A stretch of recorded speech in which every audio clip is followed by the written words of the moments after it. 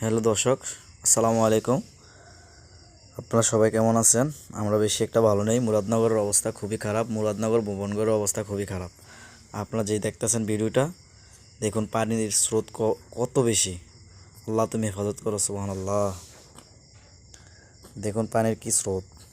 এখানে অনেক মানুষ আসছে বা দেখতে আসছে বাঁধ, দেখছেন? মানে একবার চিন্তা করতে পারছেন, গুমতির থেকে অনেক দূরে এই পানির স্রোত। কীভাবে মানুষ কী করবে বুঝতেছে না। আল্লাহ আপনারা সবাই দোয়া করবেন, দেশবাসীর কাছে সবার কাছে দোয়া চাচ্ছি, আপনারা সবাই দোয়া করবেন ইনশাআল্লাহ আমাদের জন্য। আল্লাহ যেন আমাদেরকে সই সালামত ভালোভাবে রাখে।